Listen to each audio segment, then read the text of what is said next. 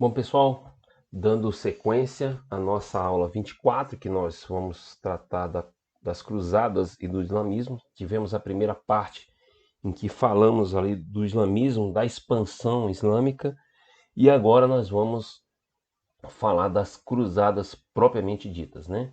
Então, o que foram as cruzadas? Foram peregrinações armadas, e isso é muito importante, né? Esse termo peregrinação, convocadas pelo Papa com o propósito de libertar a Terra Santa dos infiéis muçulmanos, com a concessão de privilégios espirituais aos peregrinos. Então a gente, a partir da definição, vai perceber que, apesar dos diversos fatores que contribuíram para a realização do movimento cruzadista, e a gente pode falar a questão das conquistas realizadas pelos muçulmanos, na expansão territorial que a gente viu na aula anterior, na primeira parte desta aula, melhor dizendo. Houve também uma questão social, uma pressão em função do crescimento da população na Europa.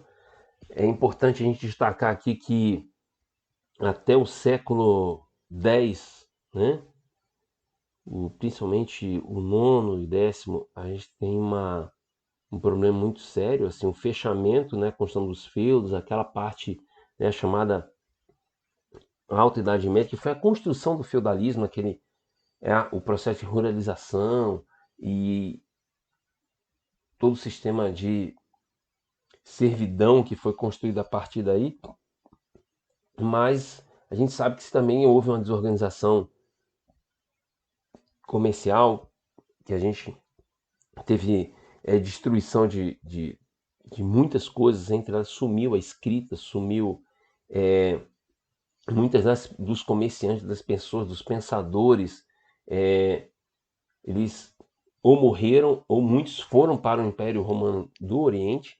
Então, os povos germânicos que invadiram e ocuparam e agora estavam se organizando, eles não eram essencialmente agrários, né? Mas foram se adaptando e construindo toda uma lógica.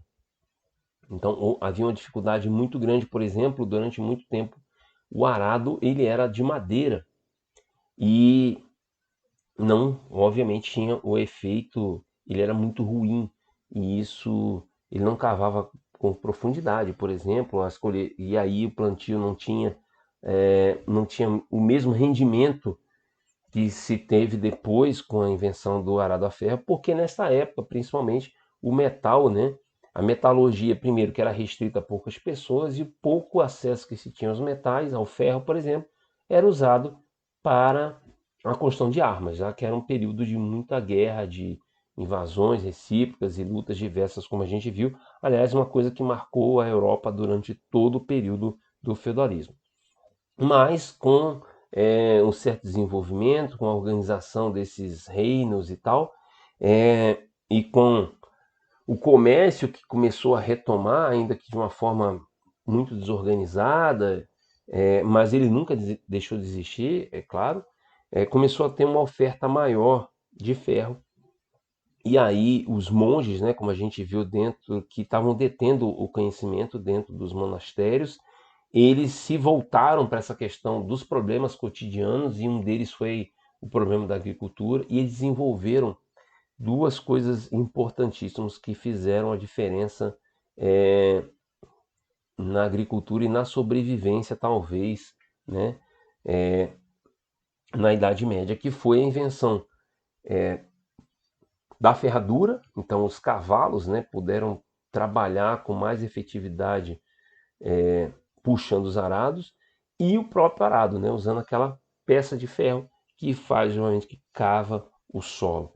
Isso mudou completamente, os animais morreram menos, e aí também foi gerando um ciclo, porque daí com mais animais havia uma produção maior de adubo, isso melhorou a terra, melhorou o uso do animal também melhorou o próprio arado da terra, e isso melhorou a forma de plantar e obviamente foi aumentando a produção. Só isso em si né, gerou uma grande transformação no dia a dia, no cotidiano, a oferta de mais alimentos e menos tempos de trabalho. Isso estimulou também o comércio e aí o desenvolvimento, o crescimento da população, que começou a se alimentar melhor também, foi sofrendo menos, né? Não deixou de sofrer, mas foi sofrendo menos com as doenças, as pestes e tal, e houve um boom nessa população. Cresceu cerca de,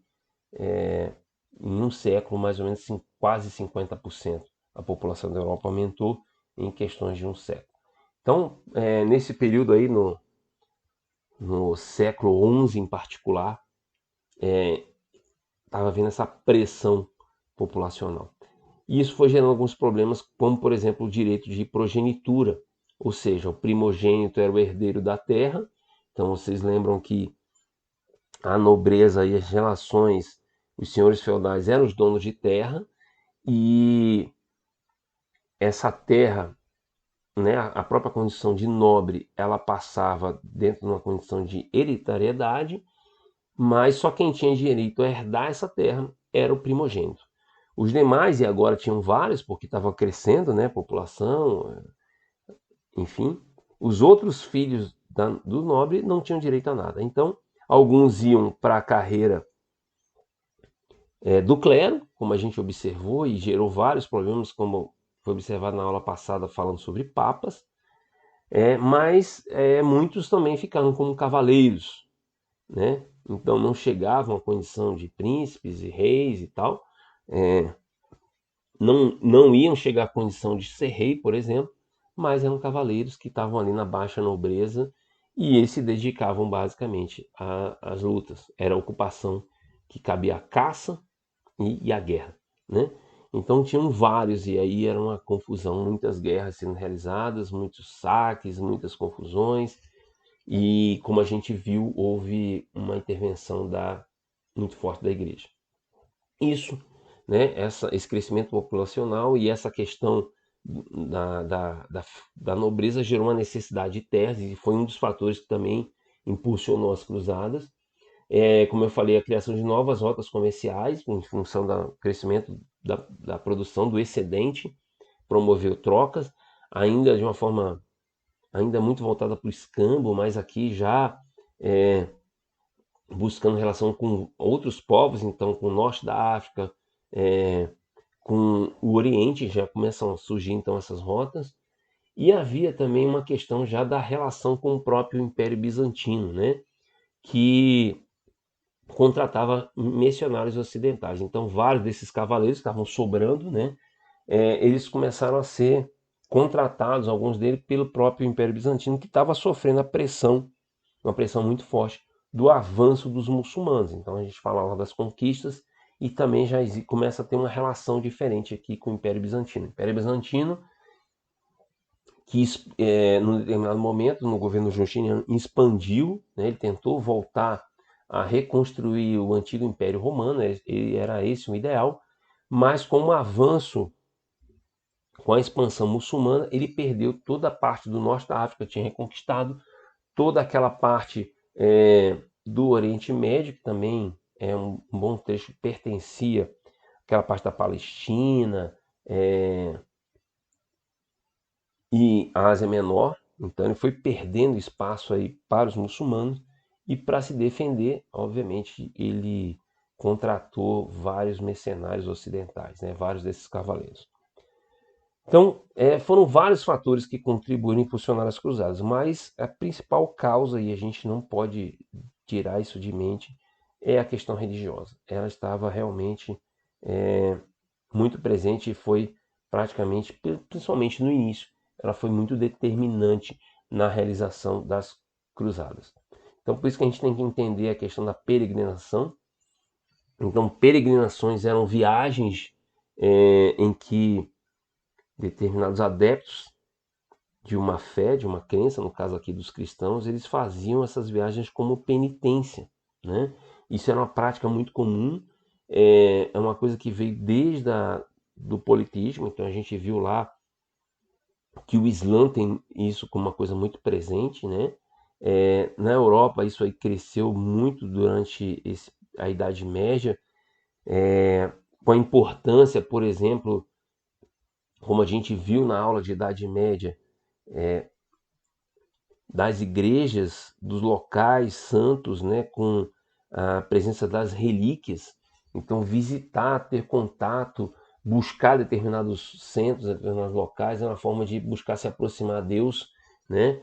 É uma forma de ter um contato mais direto com Deus e viver o sacrifício, né?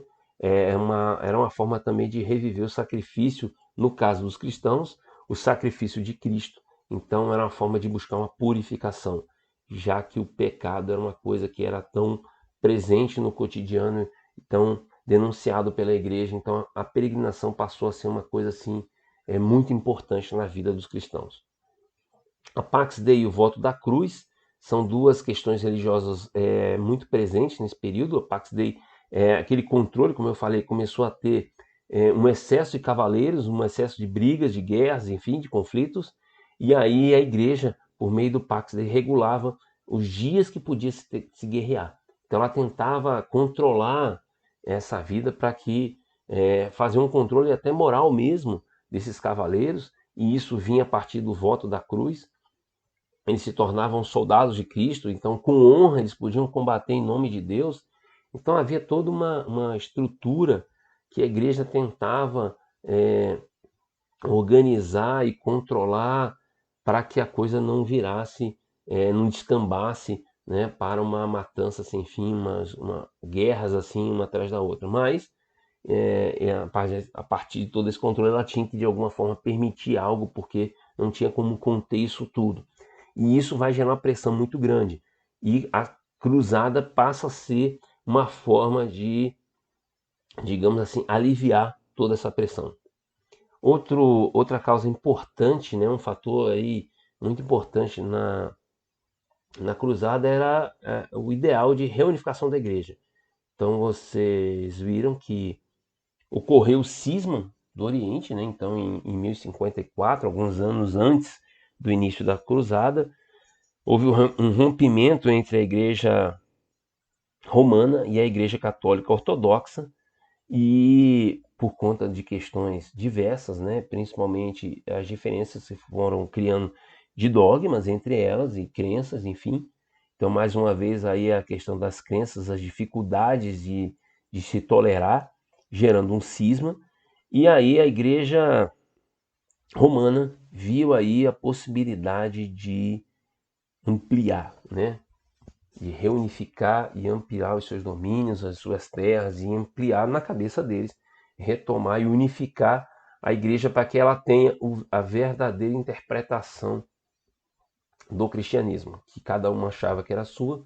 Então a igreja romana começou a olhar isso aí. O objetivo principal, obviamente, foi libertar o solo sagrado profanado pelos infiéis. Então, durante muito tempo, estava na mão dos árabes, Jerusalém estava com os árabes, mas houve uma mudança lá, então outro califado assumiu, outro grupo assumiu ali, dominou Jerusalém, toda aquela região, e aí esse grupo, né, que foram os turcos seljúcidas, então eles não eram árabes, mas eram muçulmanos turcos seljúcidas, dominaram então ali Jerusalém, e aí eles não eram tão tolerantes assim, começaram a complicar a vida dos cristãos lá na região. E isso chegou, né? Então essa questão de liberar o solo sagrado foi talvez o maior, o grande objetivo da cruzada. E um dos principais incentivos foi a indulgência plenária, ou seja, o completo perdão dos pecados, ok? Então a gente vai entender a partir dessas causas, desses fatores, tudo o que aconteceu, como se deu essa cruzada e os entrechoques que foram surgindo a partir dessas motivações diversas aí. A gente vai ver que em cada cruzada, diversas pessoas, principalmente seus líderes, tiveram motivações mais relacionadas a uma questão ou a outra, mas todas permeadas pela questão religiosa. Bom, o estopim da cruzada foi quando o imperador bizantino Aleixo I, ele, como eu falei, começa a sofrer pressão dos turcos seljúcidas e ele pede apoio ao Papa, né? Ele pede apoio ao Papa e pediu para que houvesse um reforço militar, porque ele estava sofrendo pressão, estava perdendo um território e os turcos estavam ameaçando chegar em Jerusalém, já tinham alcançado Niceia, que era muito próximo, né? Então o seu império estava, digamos assim, ruindo. Como ele era, né? E era uma característica da Igreja Ortodoxa. O imperador era também o basileu, né? O líder religioso, porque lá os bispos eles tinham um líder que era o patriarca, mas não havia uma hierarquia entre eles. Ele era eleito, mas mais para dar uma orientação religiosa. Eles estavam no mesmo nível. O imperador é que estava acima deles, que escolhia e tal, tinha uma série de coisas. Era o Césaropapismo, como já foi comentado anteriormente, como vocês já aprenderam, né? Então, ele se remete ao Papa, porque lá havia uma diferença, mas o Papa, como a gente observou, como vocês viram na aula de Papa, estava acima dos reis.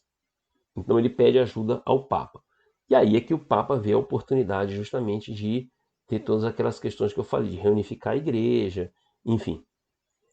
Com essa condição, o Papa Urbano II ele reúne vários cavaleiros, vários nobres e alguns leigos e também clérigos num concílio em Clermont, na França, em novembro de 1095, e ele faz um discurso inflamadíssimo e convoca ali a cruzada.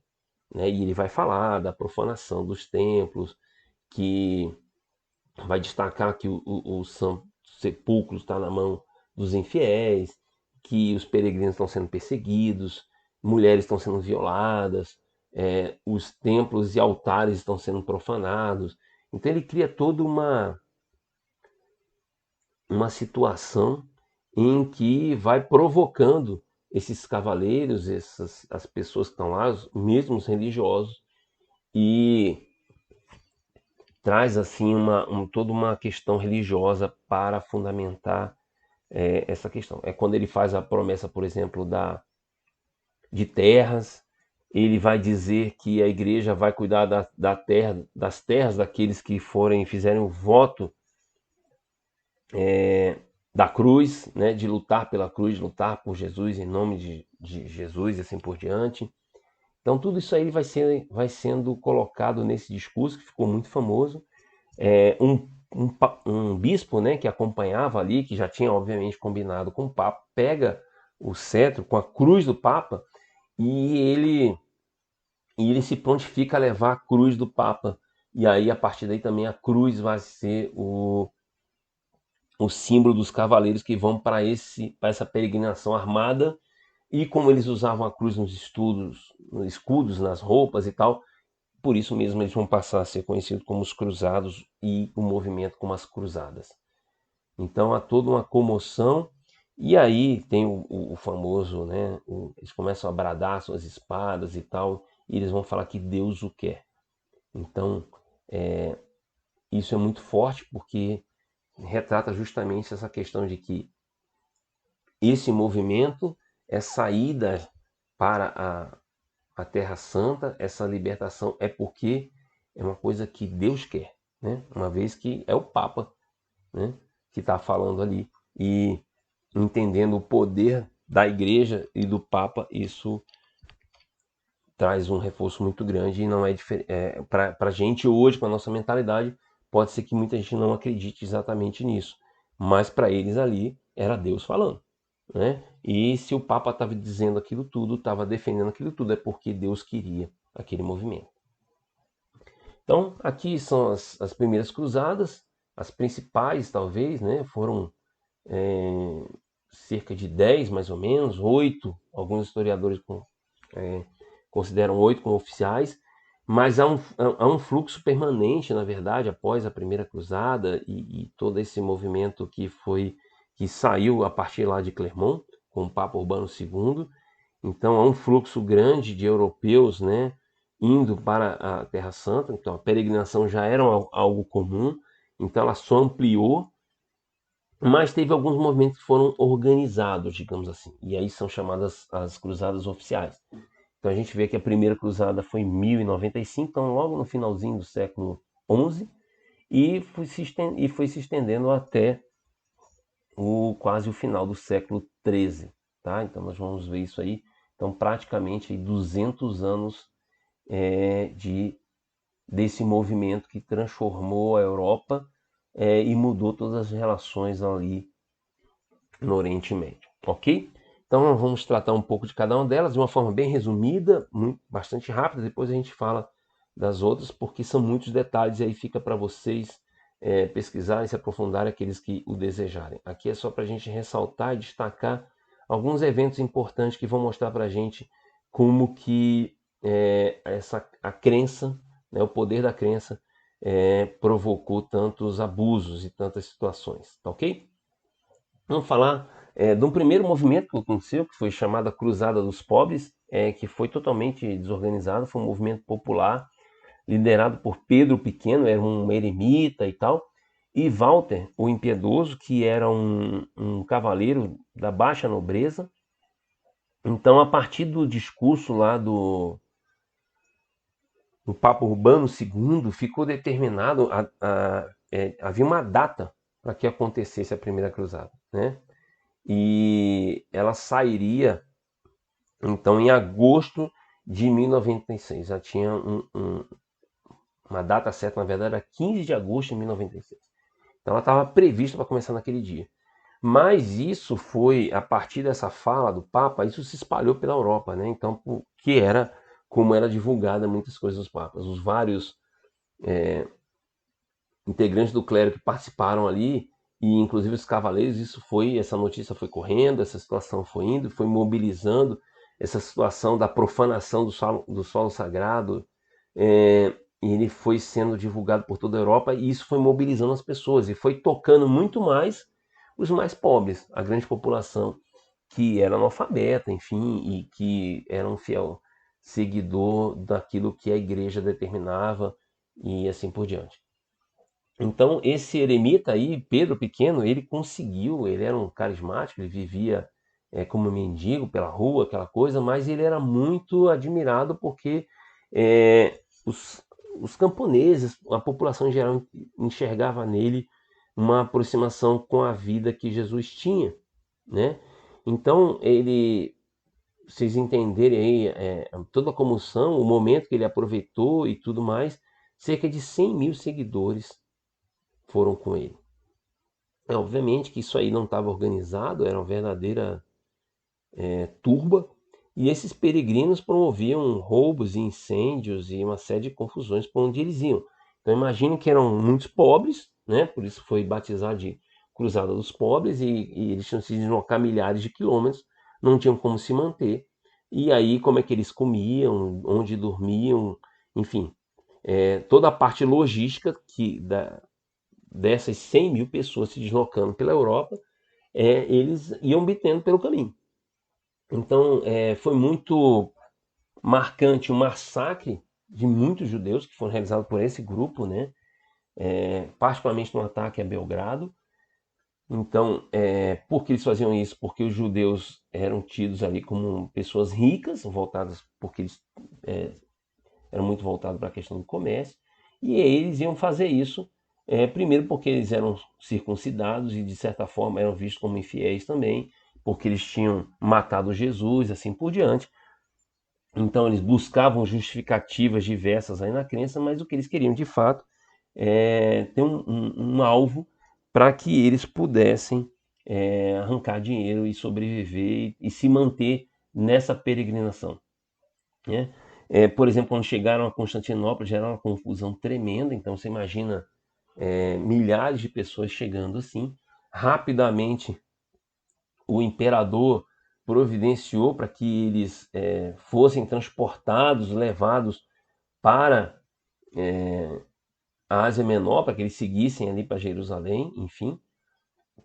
E, obviamente, eles acabaram sendo dizimados pelos turcos. Tiveram uma primeira vitória, pegaram os turcos ali desprevenidos, tiveram uma luta ali e ganharam uma primeira batalha. E aí acharam que estavam muito bem e tal, e seguiram totalmente desorganizados quando enfrentaram aí justamente uma força dos turcos seljúcidas, e eles todos, né, praticamente todos, foram passados a fio de espada, por assim dizer. Diz que nem 10% dessa população sobreviveu. Alguns que conseguiram fugir foram inclusive acolhidos em Constantinopla, ficaram por lá. Outros retornaram para tentaram voltar para a Europa e muitos foram escravizados. Enfim, um completo fracasso. O Pedro ele conseguiu retornar para a Europa. Inclusive ele participa da primeira cruzada oficial, que saiu então conforme o combinado em agosto de 1096. Tinha os principais líderes o Godofredo de Bulhão, que era duque de Lorena, Balduíno, Raimundo IV, que era conde de Toulouse, Bohemundo, príncipe de um tanto, e você vê, ela não tinha uma unidade, né? Era uma coisa que faltava. Você vê, eram reis, aí no caso eram todos nobres, não eram reis, né? Eram príncipes e elementos da nobreza mais baixa, digamos assim, cavaleiros. Alguns muito famosos, como Godofredo de Bulhão, ele era um franco, ele era o descendente de Carlos Magno, um cara bastante respeitado, um grande guerreiro. Mas, assim, era um exército de diferentes lugares da Europa, né? Então, assim, até a língua era diferente, né, de alguns deles. Mas eles se dirigiram, então, até Constantinopla, se encontraram lá, e fizeram um acordo com o imperador Aleixo I, né?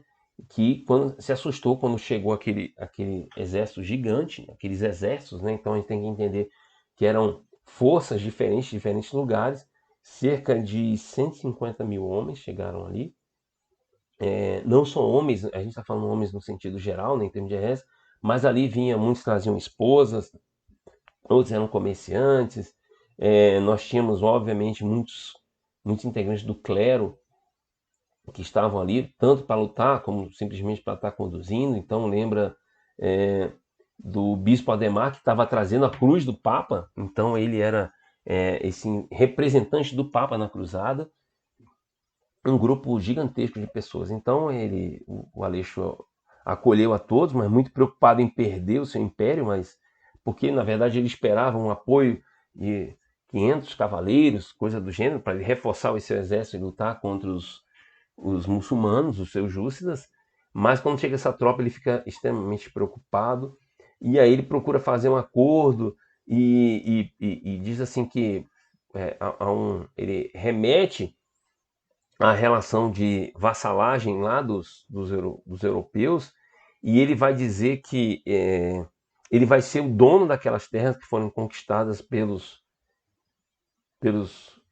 cruzados, mas que ele ia permitir que todos eles fossem suzeranos. Então ele pede ali um voto de que eles jurem obediência ao imperador, e aí, obviamente, esse juramento é conquistado à base de muito ouro que o imperador paga para esses líderes, né, os principais líderes cruzados, e aí há uma negociação ali, vou fazer assim, assim por diante, mas o fato é que eles não, no final das contas, não cumprem isso aí.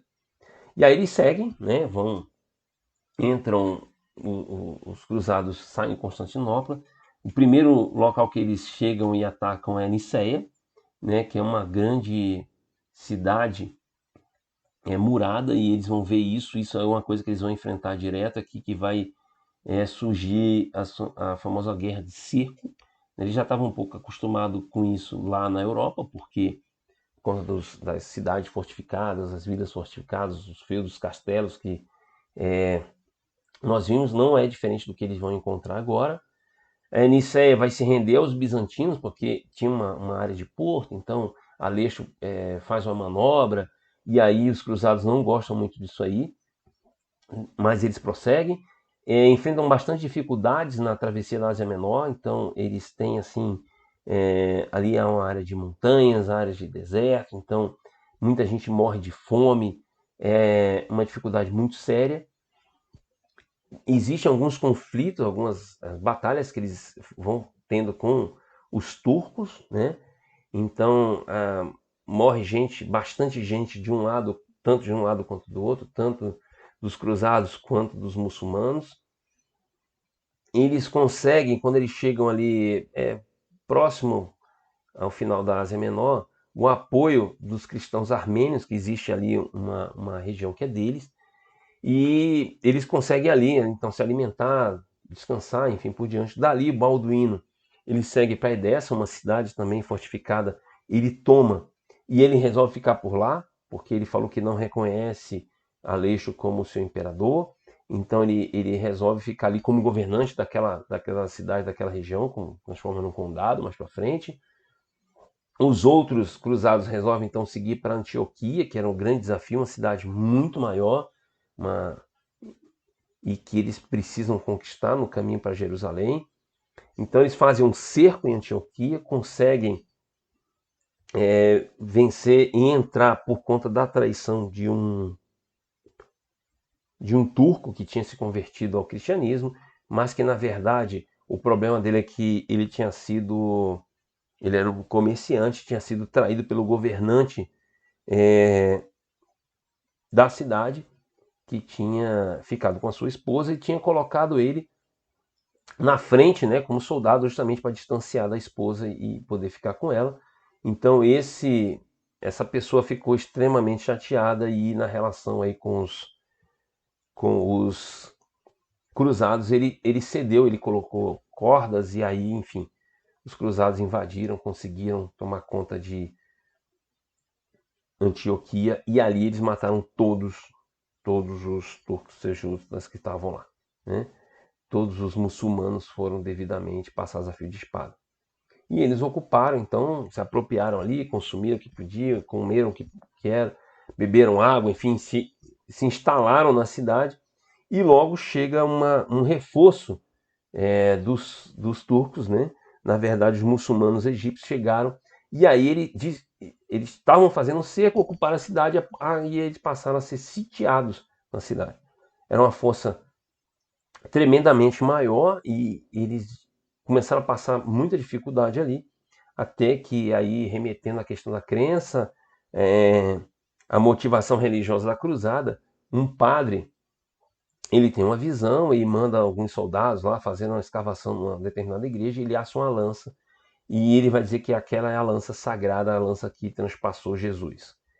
Isso é um dos nobres ali, o conde de Toulouse, Raimundo IV, ele vai assumir essa lança, ele vai à frente e há uma inflamação dos cruzados ali.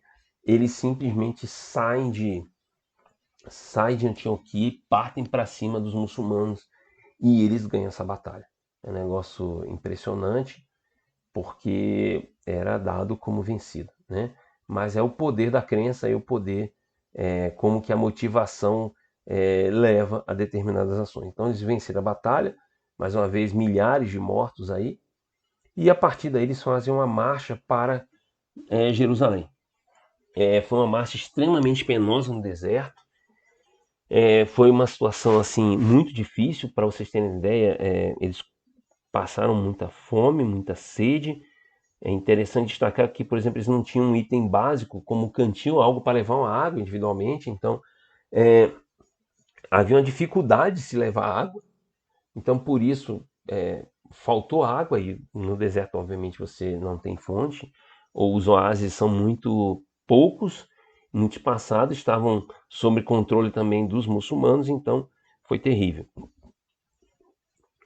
Houve relato que eles comeram animais, que morreram, cavalo, falcões que eram dos nobres, inclusive chegaram a um ponto de comer outras pessoas. Há relatos de canibalismo durante essa marcha. Isso foi desenvolvendo neles assim uma raiva tremenda e por onde eles passavam encontravam os muçulmanos que eles passaram a chamar de sarracenos, né, que é o termo em grego que se refere às pessoas do Oriente, né? Então são os sarracenos. E aí foi surgindo a ideia, né, um verdadeiro ódio contra os sarracenos, a ideia de guerra santa, que todo sarraceno deveria ser morto, né, em função de todo esse sacrifício e todo esse sofrimento que eles estavam passando. No caminho, quando eles estavam chegando já, se aproximando de Jerusalém, eles ficaram sabendo que os fatímidas, os muçulmanos fatímidas, reconquistaram Jerusalém. Então lembra que na época dos fatímidas, que dominavam desde 638 Jerusalém, eram vários anos ali com eles, eles eram muito tolerantes, então não tinha problema nenhum. Os cristãos, os judeus viviam de uma forma muito tranquila, frequentavam Jerusalém, seguiam os cultos assim por diante. Quando os muçulmanos seljúcidas tomaram Jerusalém, é que teve toda aquela questão de intolerância, de ataques aos peregrinos e assim por diante. Então os fatímidas retomaram Jerusalém e mandaram mensagem para os cruzados: olha, tá tudo bem, nós retomamos aqui, pode ficar de boa, né? Pode ficar tranquilo, que agora está liberado para os peregrinos, os cristãos, não vai ter nenhum problema, nós demos uma arrumada aqui e tal. Mas, obviamente, né, eles já tinham chegado até lá, já tinham construído toda essa ideia da Guerra Santa.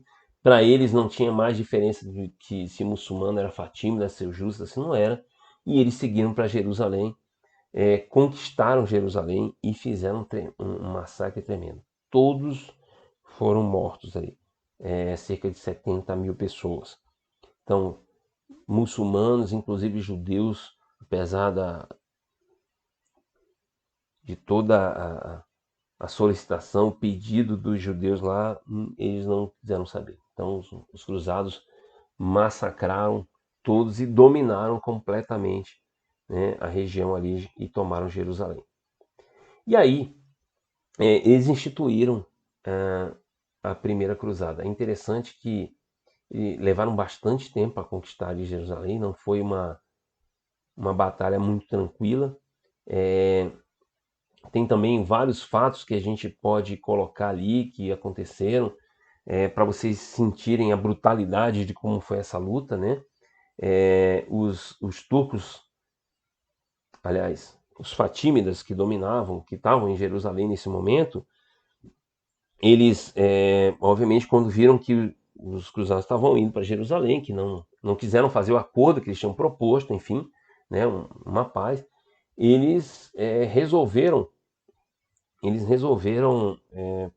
se proteger, obviamente queimaram tudo de volta, tiraram a vegetação, todas as madeiras, recolheram tudo que tinha de madeira para que não fossem construídas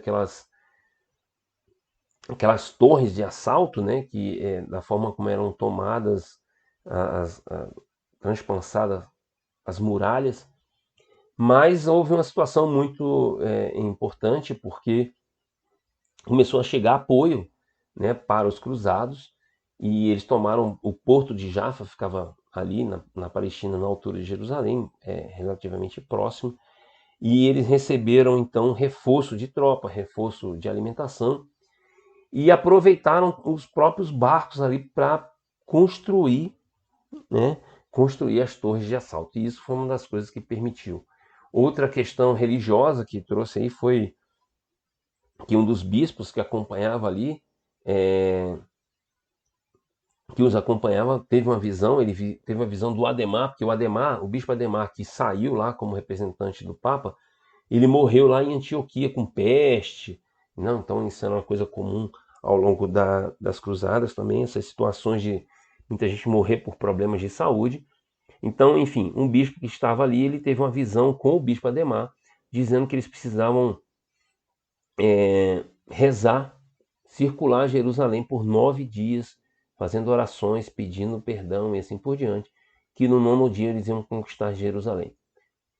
Os líderes, obviamente, não, como militares que são, não entendiam que isso ia promover a conquista, mas como eles já tinham visto a situação lá da lança sagrada e como essa motivação religiosa tinha um impacto muito grande na tropa, né, nos soldados como um todo, eles fizeram isso. Nesse momento, a tropa, o exército já estava reduzido a cerca de 30 mil homens, né? Então não mais aqueles 150 mil que tinham chegado lá, saído da Europa. Mas aí você imagina a cena que eles começaram a justamente fazer isso. E nesse período, enquanto eles estavam fazendo isso, também foram construindo as torres de cerco para entrar, começaram a fazer e os soldados foram, de certa forma, se motivando, ganhando tal, e isso também aproveitou para olhar e verificar os pontos fracos, mas você imagina que durante vários dias eles ficaram em volta de Jerusalém. Enquanto isso, os líderes, aqueles que não eram, digamos assim, tão religiosos assim, alguns cavaleiros, eles faziam, iam nas regiões ali, pegavam alguns muçulmanos e eles colocavam à frente da entrada de Jerusalém e eles cozinhavam vivo, né? E aí começou uma guerra psicológica terrível. Outra coisa que eles faziam também, eles começaram a arremessar para dentro de Jerusalém animais mortos, podres, né? Esses muçulmanos que eles matavam e jogavam lá para justamente fazia parte uma das estratégias da guerra de cerco para provocar psicologicamente, gerar doenças e outras coisas dentro da cidade para diminuir o ímpeto de quem estava na defesa, né? Então eles aproveitaram esse movimento enquanto alguns estavam ali no movimento, veja um paradoxo, né? Estavam ali rezando e tal, e circulando em Jerusalém, outros estavam fazendo essas ações assim terríveis. O fato é que, profecia ou não, no 9º dia eles resolveram atacar, e depois de tudo isso, de toda essa motivação, de todas essas ações muito graves e sérias, eles tomam conta de Jerusalém. Bom, com a tomada de Jerusalém são criados então os estados cruzados, os estados latinos na Palestina, né? O condado de Edessa, como a gente falou, que ficou lá com o Balduíno, está lá em cima. O Principado Armênio, que ajudou eles, ele mantém lá. O Principado de Antioquia, que fica com Boemundo. O Condado de Trípoli, que era uma cidade portuária importantíssima, fica com Raimundo. E o Reino de Jerusalém fica então com Godofredo, aquele grande combatente, simples e descendente do Carlos Magno. Então ele fica lá, ele se torna o rei de Jerusalém. Na verdade, ele não se torna um rei, ele se recusa, porque ele diz que naquela cidade só quem reinou foi Jesus com a coroa de espinho. Então, na verdade, ele fica com o título de advogado, que seria um protetor, né, de Jerusalém. Nesse período é que são criados, então, as ordens monásticas guerreiras, os templários, hospitalários, né? Os templários começaram a cuidar do Santo Sepulcro, dos locais sagrados, começaram a apoiar os peregrinos, então foi construída toda uma estruturação desses reinos, né? E foi um período muito interessante, né? Tá aí o mapa, né, desses reinos, com os sultanatos em volta, o período entre a primeira e a segunda cruzada, e a gente vai ver por que a segunda acabou acontecendo. Essa formação do Oriente Latino é muito interessante, porque os fatímidas tentam retomar, né, então sai um grupo do Egito e tentam retomar Jerusalém e sofrem uma derrota tremenda, né? Então o Godofredo, que como eu falei que estava lá, que era um grande combatente, ele faz uma emboscada e consegue dizimar o exército muçulmano. E isso aí acabou, de uma vez por todas, afastando os muçulmanos. Por dois motivos, principalmente. Primeiro, pelo medo, né? Eles não estavam acostumados com a violência tremenda dos europeus, que matavam realmente. Vocês lembram lá no Corão que era instigada a guerra de defesa, a jihad, né? Mas que eles não matavam crianças, mulheres, idosos e assim por diante. Isso não foi cumprido pelos cruzados, né? Então isso era terrível, pelo menos nesse momento. Então eles tinham um medo tremendo dos francos, principalmente, né? Godofredo e tal. Só para vocês terem uma noção, há relatos, né? Porque e viam dentro desse grupamento, dessa multidão toda dentro das cruzadas, haviam aqueles que começavam a relatar isso aí, né? Os cronistas, que são as fontes que os historiadores hoje utilizam para, principalmente, né, como digamos assim, fonte primária, estudar e trazer algumas questões de como aconteceram as cruzadas, tanto de um lado quanto do outro, né? Mas aqui no caso, principalmente durante muito tempo, principalmente na perspectiva apenas dos europeus. Mas enfim, só retomando essa questão de como era o medo, de como que eles vinham, os cavaleiros eles vinham assim nas suas armaduras, o negócio era uns cavalos grandes, diferente do que os árabes tinham, né? É, as próprias roupas, os escudos, lanças, as espadas gigantes. Então a gente tem, você sabe que nessa época a gente tinha espadas aí que pesavam 100 quilos, mais ou menos, né? Elas gigantes. Um relato de uma cena em que esse Godofredo ele teria, com um golpe só, né, cortado a cabeça, e o ombro e um braço de um muçulmano. Né? Em outra situação, ele teria decapitado um camelo também com um golpe só. Era um cara grande, bruto. Né? E isso gerou durante muito tempo muito medo entre os muçulmanos. Outro fator importante que deu uma trégua, né, e promoveu, ajudou a formação desse Oriente Latino, desses reinos latinos, foram as guerras internas que aconteciam entre os próprios muçulmanos. Então a gente viu aí os Fatímidas e os Seljúcidas, uma hora um estava em Jerusalém, o outro tomou. Então a gente viu dentro da dinastia dos Abássidas, né, que haviam essas disputas, e tinham as regiões tinham sua autonomia e elas disputavam entre si conforme tinha um plano de sucessão ou não, e eles conquistavam deles mesmos lá. Então, não eram só árabes, como a gente viu, tinham turcos, tinham árabes, tinham diversos povos ali, né, persas, então, que lutavam entre si, eram todos muçulmanos, mas eles lutavam entre si para ter terra, poder e assim por diante. Durante essa época, então, foi estabelecido o rito latino em Jerusalém, então, construção de templos, a missa e tudo isso foi construído e passou a ser realizado em Jerusalém.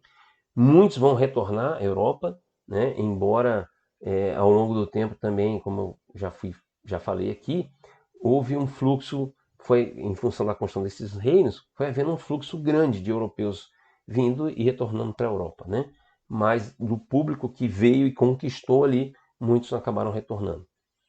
Se intensificou o comércio, né? Com as caravanas, então passou a ser um importante ponto de comércio. Então esses reinos latinos com a Europa. E aconteceu, foi nesse momento que começou a acontecer um intercâmbio cultural gigantesco. Então, vários produtos começaram a ir para a Europa, especiarias, perfumes, tecidos, o açúcar, né? Que eles descobriram, café e outras tantas coisas foram chegando na Europa a partir daí. O açúcar, inclusive, causou problemas sérios em vários cruzados, né? Problemas de cárie, e perderam a dentição porque eles não estavam acostumados a consumir esse tipo de coisa, não tinham a prática da higiene, nem banho, né? Os muçulmanos costumavam, um dos relatos desses cronistas, diz que ele se referia ao europeu, que identificavam o europeu pelo cheiro ruim, péssimo, né? Que eles tinham, porque não tinha essa cultura de tomar banho. Então, muitas coisas foram acontecendo, muitas coisas boas. O fato é que vários europeus francos, principalmente, casaram lá na região, né, com muçulmanas e assim por diante. Os muçulmanos, outro aspecto interessante aqui, os muçulmanos que eram da região, que estavam por lá e que tiveram que se submeter aos francos, acabaram muitos deles ficando melhor do que eles estavam antes, porque os impostos e taxas que eram cobrados por esses nobres europeus era menor do que eles tinham que pagar para os muçulmanos. Então eles começaram a ter uma relação muito interessante, de muita troca. houve um desenvolvimento muito grande ali. Houve também uma tensão muito interessante, porque vários nobres começaram a nascer lá, né, descendo dos nobres que já estavam lá. Então começou a ter uma nobreza latina que nascia no Oriente e uma nobreza latina que começou a vir com as cruzadas. Então começou a haver choque disso aí, né? Enfim, e aí os cruzados, alguns que estavam chegando nesse fluxo, não dentro da cruzada, né, propriamente organizada, eles começaram a realizar também vários ataques e atacaram Beirute. Isso promoveu a revolta de vários muçulmanos. E aí, dentro da reflexão, né, dentro da ideia de buscar explicação, porque se eles, muçulmanos, eram submissos a Deus e eram a religião mais importante, era a religião que ia selar todas as demais, né?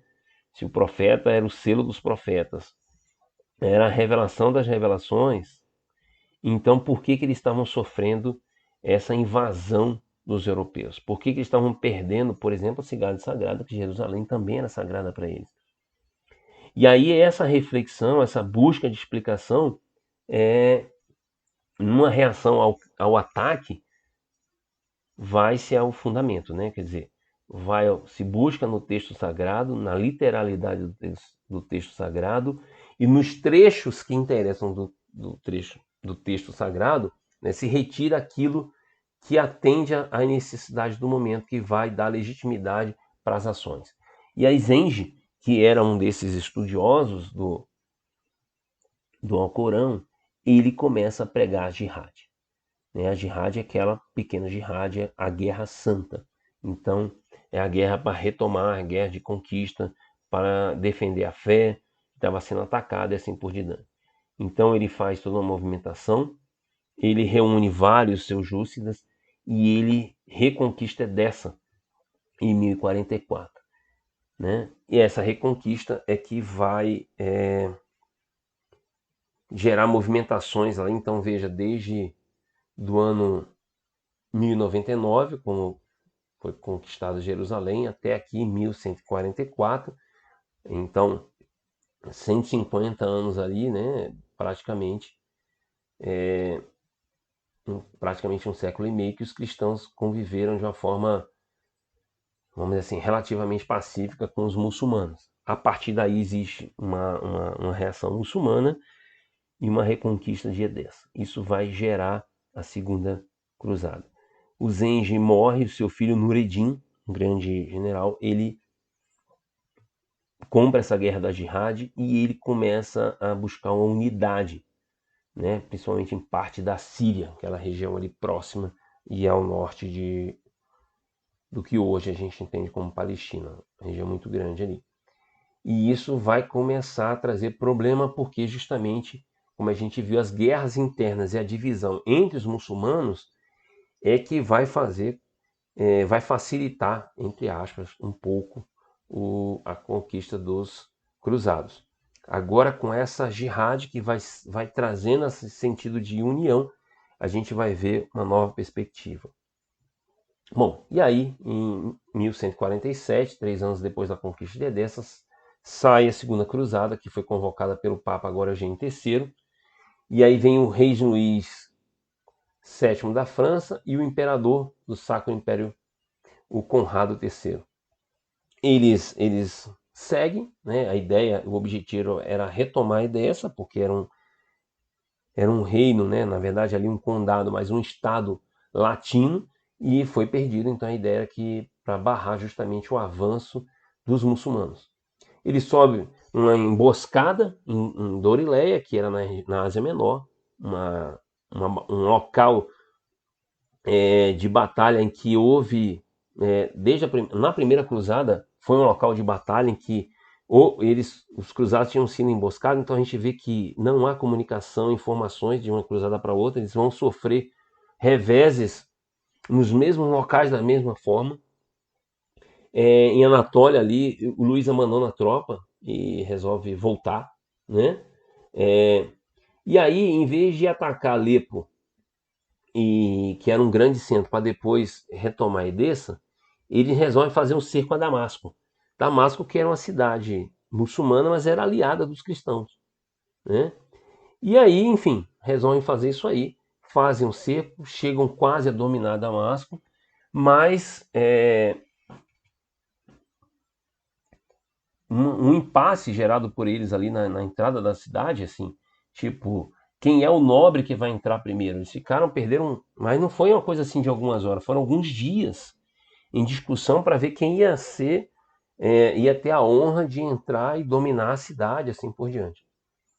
No final das contas, o pessoal de Damasco conseguiu se organizar novamente nesse impasse de dias, né, semanas que não se resolvia isso aí. Chegaram ao portão, mas não entraram, porque quem entra, quem tem essa honra, quem vai ficar com essa glória, quem vai entrar para a história por ter entrado em Damasco. E aí, como ficou no impasse, como a cidade estava retomando suas defesas, retornaram para Jerusalém e daí voltaram para a Europa. Ou seja, não fizeram nada.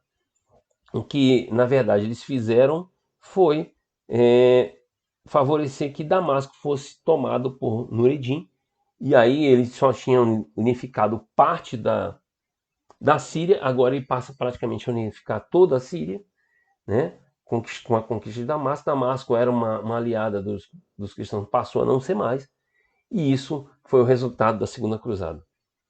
Nesse intervalo, os fatímidas do Egito fazem aliança com Jerusalém, mas alguns cruzados atacaram o Egito. E aí, obviamente, os fatímidas vão se unir aos sejúcidas de Nureddin. E aí começa a ser construída, veja, com ataques descabidos, por exemplo, esse ataque ao Egito, já que tinha sido feita uma aliança. Parece que eles não se falavam, e era bem isso, porque lembra que não havia unidade entre os cruzados, mesmo aqueles que estavam ali reinando nos seus condados e principados, então eles não estavam unidos ali. Isso gerou e promoveu a união entre os árabes, entre os muçulmanos, entre os turcos, egípcios e assim por diante. Depois o Nureddin ele morre e o Saladino ele assume e ele vira o sultão do Egito e da Síria e finalmente ele consegue unificar grande parte dos muçulmanos. Mas como era um cara assim que tinha uma mentalidade diferenciada, baseada apesar de seguir a jihad, ele era um estudioso do Alcorão e era um seguidor muito grande do Alcorão. Quando o Balduíno IV, que era quem governava Jerusalém, propõe uma trégua, ele aceita. Lembra que estava lá no Alcorão prevê isso? Quando o inimigo está inclinado à paz, você tem que aceitar, porque Deus é misericordioso. Então, o Saladino faz essa trégua. Contudo, o Reinaldo de Chantilly, lá mais ao norte, no outro reinado, ele começa a atacar caravanas. E aí, obviamente, isso rompe com a trégua que foi estabelecida com Jerusalém. Então, Saladino se volta, ataca e ele conquista Jerusalém em 1187.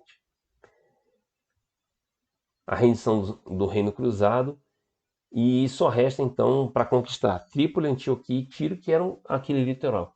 Então, com a queda de Jerusalém e a reconquista, nunca mais Jerusalém vai voltar para a mão aí dos cruzados, né? Vão haver várias cruzadas aí, mas eles ficaram com esse gostinho só do ano 1099 até aqui 1187. Não chegou a 200 anos aí, mas foi bastante tempo, várias gerações que passaram lá, nasceram lá, estavam por lá, várias peregrinações, mas então, com Saladino, os muçulmanos retomam Jerusalém. Bom, e depois da queda de Jerusalém, obviamente, foi organizada a Terceira Cruzada, né, de 1189 a 192, foi convocada pelo Papa Gregório VII. Para essa cruzada especificamente foi criado o chamado dízimo de Saladino, né, que a gente viu que foi o Saladino que conquistou ali. Então ele já estava famoso por suas vitórias, por ser um grande líder e por não ter sofrido nenhuma derrota. E aí essa foi uma cruzada. Então esse dízimo foi organizado, arrecadado para que bancasse, montasse, organizasse essa cruzada. É a chamada Cruzada dos Reis, porque daí você vai ver figuras importantes como o rei Felipe Augusto da França, o rei Ricardo da Inglaterra, o famoso Ricardo Coração de Leão, e o imperador do Sacro Império, Federico Barba Ruiva, né? É um exército gigantesco que seguiu para lá. Frederico, ele morre afogado na Cilícia, então numa das travessias lá do curso d'água, ele cai por conta do peso da armadura e tal, não conseguiu, foi pro fundo e ninguém conseguiu salvá-lo. Ricardo foi por via marítima, né? Então ele sai lá da Inglaterra, eles passam ali, vão contornando, entram no mar Mediterrâneo e ele vai até Chipre, toma Chipre, né? E aí fica ali uma base importante para os cruzados. Ele ocupa ali a ilha de Chipre, ali passa a ser um ponto de partida. Dali ele vai reconquista o porto de Jaffa, Trípoli, algumas cidades ali que, principalmente Jaffa, são muito importantes para a chegada de reforços, mantimentos, a parte logística toda. E ele encontra com os demais que estavam vindo por terra para chegar a Jerusalém. Foram várias batalhas, várias situações, mas eles conquistam o Acre, por exemplo, que é uma outra cidade muito importante ali, grande. Eles retomam Acre, né, que tinha sido conquistado pela primeira cruzada, agora eles retomam, mas eles não conseguem conquistar Jerusalém. Tem uma situação que vários prisioneiros do Acre, né, ele faz uma ameaça, ele tenta a rendição de Saladino e Saladino se recusa, acordo sim, mas rendição não. E aí o Ricardo ele coloca lá 3.000 prisioneiros, homens, mulheres e tal, e ele coloca à frente à frente de Jerusalém, e ele fala que vai matar todos se não houver rendição. Como o Saladino não acredita que o Ricardo vai fazer isso, porque eles tinham se enfrentado em algumas batalhas, deu empate. O Ricardo, ele era muito admirado, né? Inclusive, quando ele chega na região da Palestina, ele chega muito mal, ele estava doente. O Saladino, ele manda para ele algumas frutas, uma espécie de sorvete que eles fazem, eles congelavam, né? Pegavam gelo das montanhas. E ele manda porque era uma doença que ele sofria, que eles sabiam pelo desenvolvimento dos árabes, lembra? Aquela coisa da medicina e tal. Eles sabiam que a deficiência alimentar era dos cruzados, né? Principalmente pela falta de vitamina C, então eles sofriam muito escorbuto. Então ele manda isso para o Ricardo, e o Ricardo se recupera. Então eles têm uma relação de respeito muito grande entre esses nobres, esses líderes, né? O califa e os reis. Então, assim, eles lutavam, eram inimigos na luta, mas se respeitavam enquanto líderes, ok? Então, assim, ele não acreditava que justamente o Ricardo ia fazer isso. Mas acabou que o Ricardo fez e mandou e na hora matou uns 3.000 prisioneiros, né, decapitando todos ali na frente. Isso gerou um problema muito grande, mas no final das contas eles não conseguiram, os cruzados não conseguiram conquistar Jerusalém e o Ricardo, né, já depois de desgastado das lutas, né, de alguns anos ali na luta, ele propõe um acordo e aí sim, né, como reza o Alcorão, o Saladino permite e faz esse acordo. Então, o acordo é que os cristãos vão ficar com a costa, né, aquilo que eles já haviam conquistado, a região de Jaffa, do porto de Jaffa até o porto de Tiro, e que Jerusalém vai ficar aberta aos peregrinos. Então, que vai haver uma tolerância, que não vai haver mais perseguição, e que eles podem frequentar normalmente Jerusalém, mas que Jerusalém ficava sob o comando dos cruzados. E aí se encerra a terceira cruzada. A quarta cruzada, só para a gente ir fechando aqui, que foi uma cruzada muito pitoresca, né? Ela foi convocada pelo Papa Inocêncio III, justamente porque, né, a ideia era, como a terceira não conseguiu reconquistar Jerusalém, vamos criar a quarta cruzada. Era uma ideia fixa dos papas, né? Mas ela sofreu um desvio de finalidade e ela ficou conhecida como uma cruzada comercial. Mas não sei, talvez seja o tema mais preciso, né? Enfim, por que cruzada comercial? O Doge de Veneza, né, eles precisavam do financiamento da cruzada e o desgaste tinha sido muito grande e fazia pouco tempo que tinha acontecido a terceira. Então, eles tentaram, e o Papa atuou dessa forma também, de conseguir com o Doge de Veneza, Dandalo, né, que era o governador de Veneza, o patrocínio, ou melhor, o financiamento, né? Não é bem o patrocínio, o financiamento, porque os cruzados iam ter que pagar o financiamento da cruzada. Ele aceitou isso aí. Ele fez e colocou toda uma condição ali, de forma que quando ocorresse a cruzada, quando chegassem lá os cruzados, ele ia apoiar com transporte de barcos e tal, e nessa vinda, né, nessa chegada, já estaria quitado mais ou menos essa dívida. Ele fez toda a sua conta, não era um cara bobo, né? Ele era voltado para o comércio, cidade comercial, enfim. Mas chegou lá, os cruzados não tinham conseguido oferir todos os recursos necessários e eles estavam devendo ainda alguma coisa. Aí o Doge propôs que eles atacassem Zara. Zara tinha sido um domínio veneziano, era um porto, uma cidade cristã, né? Que tinha se desenvolvido e estava se buscando a independência lá de Veneza. E aí, obviamente, os cruzados não tinham como fazer, concordaram, foram lá, atacaram Zara, pilharam Zara, e aí parte dessa pilhagem foi para o Doge para pagar a dívida que ele tinha. Outras coisas ficaram com os próprios cruzados, porque isso era uma prática comum e que eles gostavam muito, porque, né, era tomar posse do espólio de guerra, vamos dizer assim. Mas por conta dessa situação, o Papa fica revoltadíssimo e ele excomunga os cruzados e venezianos, né? Então ele encerra, digamos assim, a cruzada por aí.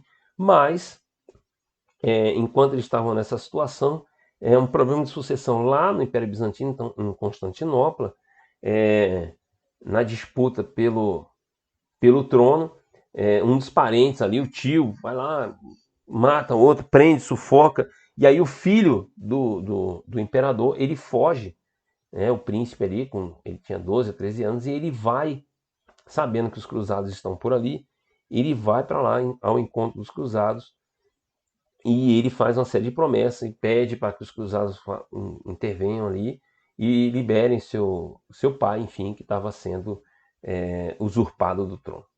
E aí, os cruzados, obviamente, já devidamente excomungados, já fora do contexto de cruzada e tal, eles vão, né? Eles tomam Constantinopla, mas eles tomam com vontade. Constantinopla passa a ser saqueada, né? Por dias e dias e dias, né? Dizem que eles encontraram várias relíquias religiosas e isso foi levado. Obras de arte, e muitas outras coisas, por exemplo, foram destruídas também. Então se perdeu. Se sabe que lá em Constantinopla, na biblioteca, na própria Catedral de Santa Sofia, muita coisa que tinha lá não se sabe para onde foi, se perdeu. Publicações importantes de vários pensadores romanos, né, que estavam lá, que continuavam por lá, que Constantinopla, como a gente sabe, preservou, né, durante muitos anos. Então foram semanas, assim, dias sendo saqueados e muita riqueza foi tirada ali. Reza a lenda que um dos nobres que lideravam a cruzada, ele reservou e encheu todo um castelo, lotou o castelo de bens, né, que ele retirou lá de Constantinopla, só para vocês terem noção do saque. E aí, obviamente, essa cruzada voltou. Ela é chamada de comercial porque justamente permitiu e reforçou Veneza como uma potência, o acesso a Constantinopla e a abertura do comércio. Aí, a partir daí, né, não tinha mais o controle das rotas comerciais, ficaram realmente com os latinos, né, com os romanos, digamos assim, os europeus, não exatamente romanos agora, mas os francos e tantos outros. Os italianos, nesse caso especificamente, construíram inclusive tomaram conta de Constantinopla e passaram a dominar todo o comércio que seguia pelo Mediterrâneo. Bom, na sequência, em função dessa situação terrível que houve com a Quarta Cruzada, né, o Papa ficou tremendamente revoltado e isso gerou um problema grande em toda a Europa, porque foi uma cruzada que só combateu e matou e pilhou cristãos, né? E aí surgiu uma crença de que para conquistar, né? Para você ver o poder da crença e a inocência das pessoas, muitas vezes guiadas por essa crença, de que só pessoas puras é que poderiam libertar a Terra Santa. E aí, em 1212, surge então, é organizada uma cruzada, a Cruzada das Crianças. O Nicolas reúne mais de 30 mil crianças e eles marcham para liberar em direção à Terra Santa.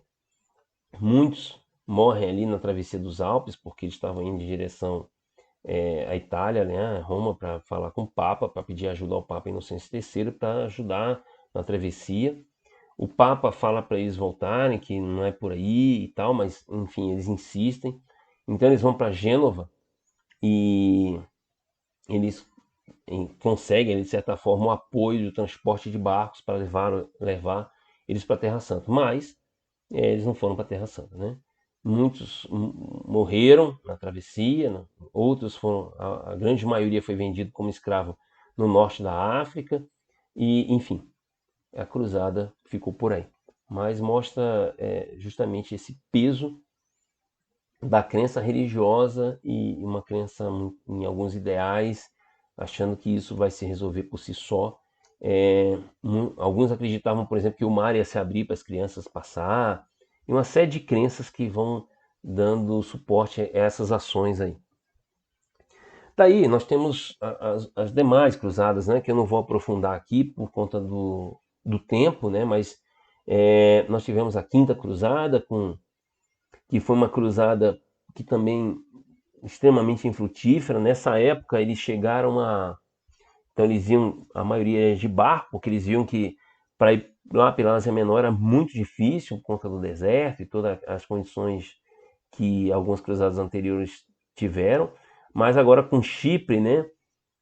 Creta também tinha sido conquistada por Ricardo, então eles passavam por essas ilhas ali no Mediterrâneo como um apoio. E aí surgiu então nessa época a ideia de conquistar a partir do Egito, porque os reforços, por exemplo, muçulmanos, muitas vezes para a reconquista vinham de lá. Então eles começaram a ir, passavam ali na região do que hoje é a Palestina, algum porto, deixavam ali, faziam estudo, iam atacar o Egito para depois ir por terra chegar a Jerusalém. Então eles fizeram um ataque ao porto de Damieta, no Egito, né? Mas assim, em duas cruzadas diferentes aconteceu a mesma coisa. Eles vão, tomam o porto, a cidade murada e tal, não sei o quê. Alguns durante um cerco não chegam a tomar, ficam ali, e aí acontece a cheia do Nilo, e assim, enfim, muitas doenças, muito morre afogado, outros são atacados por crocodilos, enfim, essa quinta cruzada se acaba, né, a partir disso aí. Depois teve uma sexta cruzada, que foi uma cruzada inusitada. O Frederico II, que era o Sacro Imperador Romano, ele era um cara diferenciado, assim, para a época, vamos dizer, um fora da casinha. Ele era um profundo leitor, conhecedor, vivia em biblioteca. Ele era um admirador da cultura árabe. Então veja que depois da primeira cruzada, daquela conquista de Jerusalém, dos estados latinos no Oriente e o intercâmbio cultural gigantesco, muitos árabes muitos latinos nem queriam participar das cruzadas. Então havia um movimento assim muito intenso dos papas e bispos para convencer. Chegou ao ponto de falar que quem não apoiasse um cruzado ia ser excomungado. Então havia um apelo gigantesco aí. E nessa cruzada especificamente ficou muito patente isso, porque o imperador ficou anos ali cozinhando, né? Ele não queria ir. Então, durante 9 anos, o Papa ficou buscando convencer o Frederico II para que ele participasse, mas ele não queria. Você tem uma noção, ele era um garoto, né, que tinha 20 e poucos anos, e ele é extremamente culto, ele falava inclusive árabe. Ele se comunicava com o sultão, trocava cartas com o sultão do Egito, ele tinha uma certa relação de amizade. E ele às vezes lá ele usava alguns costumes, ele falava árabe. Inclusive ele chegou a ter um harém, que foi um motivo assim de tremendo escândalo, né, na Europa, né? O Papa então arrumou um casamento para ele se desfazer dessas práticas muçulmanas. E aí ele casou, a moça ficou grávida, ele pegou a esposa e colocou a esposa no harém. Foi um negócio assim que ele chegou a ser excomungado. Mas depois de tanta confusão, tanta insistência, ele resolveu que ele ia lá para Jerusalém. Então ele juntou um exército e tal e foi para lá. E montou, essa foi a Sexta Cruzada. Só que ele chegou lá e como ele tinha essa relação muito próxima e falava árabe, ele negociou tudo, então ele foi e ocupou, e ele se tornou, ele fez um acordo, os muçulmanos já tinham, estavam começando a enfrentar problema com os mongóis que estavam avançando, e aí ele se uniu e aproveitou já que o Frederico II estava lá com o exército e tal, e pediu apoio e se organizaram, e ele cedeu. Então, olha, você fica com Jerusalém, você fica com algumas cidades aí. Então, o Frederico II, sem derramar nenhuma gota de sangue, ele passou a ser o rei de Jerusalém, passou a dominar Jerusalém. Obviamente, como ele tinha sido excomungado, ele teve que se auto-coroar. Né? E foi um escândalo tremendo, uma situação bastante pitoresca, vamos dizer assim, nessa época. Mas, em função das situações que teve lá, das lutas, e ele acabou sofrendo uma pressão muito grande lá, perdeu Jerusalém e retornou para a Europa. Daí, na sequência, foram organizadas mais duas cruzadas, com a sétima e oitava, digamos assim, mais oficiais, com o São Luís da França, Luís IX, né, que depois foi coroado como santo. Então, ele teve a sétima cruzada, o mesmo movimento, então, que a quinta cruzada, eles foram para lá e insistiram em tomar o Egito para depois ir para Jerusalém. Mesmo problema, ocuparam. Aí o sultão do Egito sugeriu uma trégua para ele, falou: olha, vocês se rendem, deixam o porto aqui de Damieta tranquilo comigo, que eu deixo vocês ficarem lá para irem para Jerusalém, ficar lá. Eu dou Jerusalém para vocês, não tem problema. Mas aí o legado do Papa, né, o representante do Papa que conduzia a cruz do Papa, que estava à frente das cruzadas, se recusou porque imaginava que ia haver um apoio de outro exército, outros cruzados que estavam na Europa, e falou: não, eles estão chegando aí, vamos ficar aqui, vamos conquistar Damieta e assim por diante. E aí eles conquistaram, entraram, tomaram conta da fortificação, ficaram lá, mas não chegavam. E aí os muçulmanos fizeram um cerco, eles ficaram lá no cerco, e obviamente passaram muitas necessidades, fome, tudo aquilo lá. Aí foram sitiados, perderam, né? E aí tiveram que voltar. Na verdade, o São Luís ele foi preso, né? Se tornou prisioneiro. Ele foi trocado, então era uma coisa que fazia, principalmente com os nobres, né? E cobraram um prêmio, né? Um resgate gigantesco. Se você tem noção, o valor pago era toda a arrecadação ou tesouro de um ano inteiro da França, né? Uma dívida terrível que a França ficou para poder retomar, para resgatar o seu rei. Aí o São Luís retorna para a França. Depois de alguns anos, ele resolve então fazer uma nova cruzada, a oitava cruzada. E aí ele sai da França.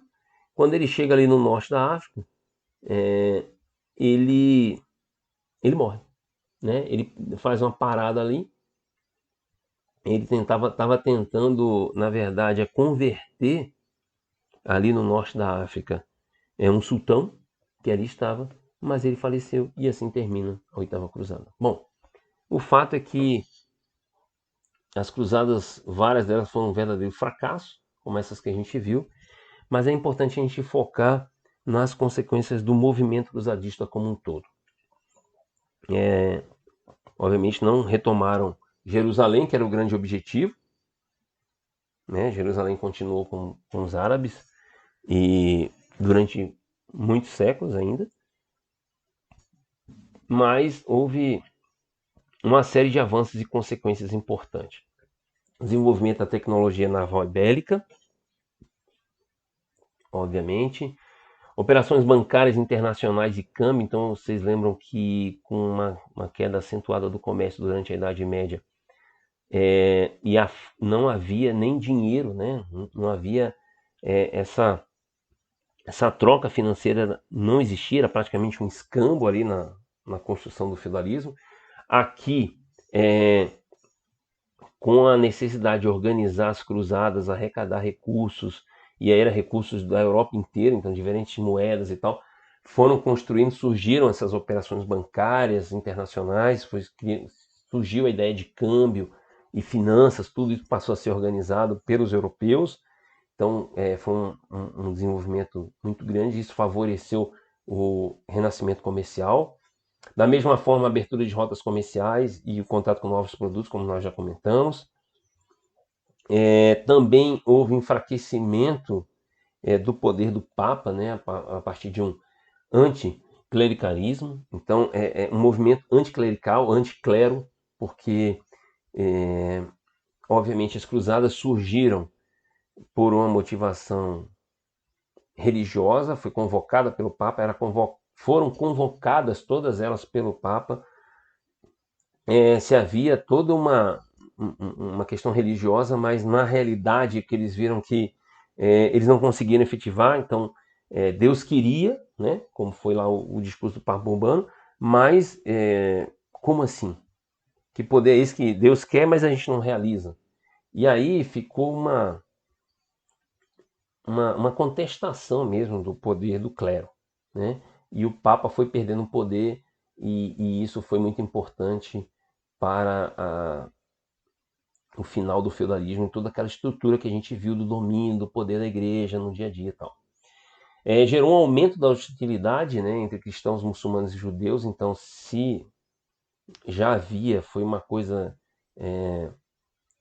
que ampliou isso de uma forma muito significativa, né, a partir da ideia de guerra santa, como a gente viu, e de todos os massacres que foram feitos de com cristãos e muçulmanos, entre muçulmanos, muçulmanos com cristãos, cristãos com judeus principalmente, né? Principalmente o antissemitismo na Europa ele cresceu demais a partir dessas cruzadas. Houve uma ruptura praticamente definitiva entre os cristãos do Ocidente e do Oriente, principalmente depois do ataque e do saque, a destruição praticamente de Constantinopla. Então,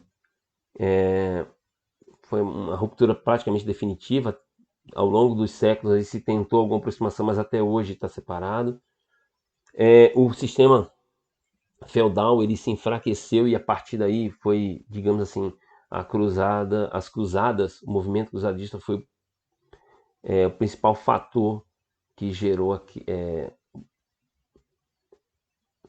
o final do feudalismo, né?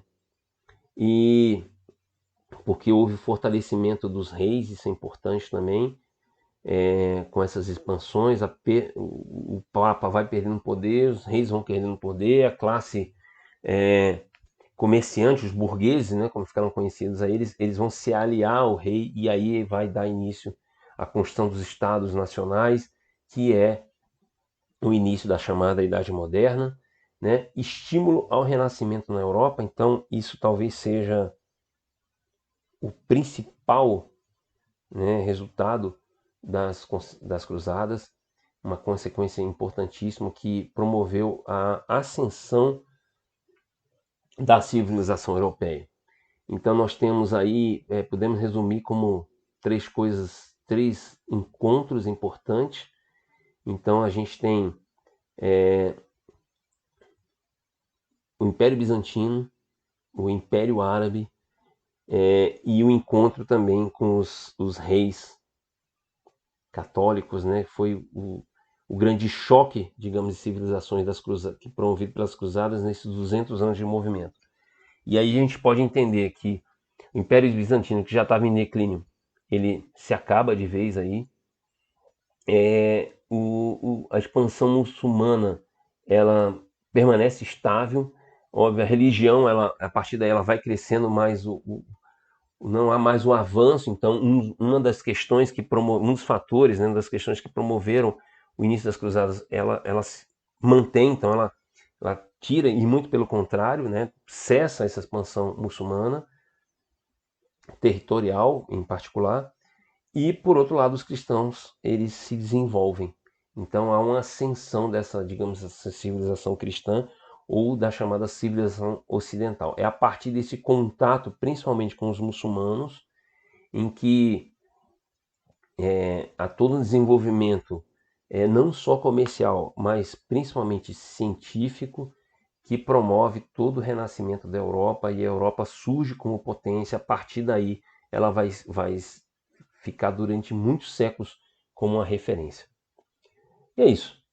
Nós vamos ficando por aqui, destacando só com vocês aí a sugestão de alguns livros interessantes para quem quiser se aprofundar no tema, e fechando só com uma última reflexão de Sócrates. Só é útil o conhecimento que nos torna melhores. Obrigado a todos pela paciência de ter ficado até aqui. Bons estudos e nos vemos nas próximas aulas.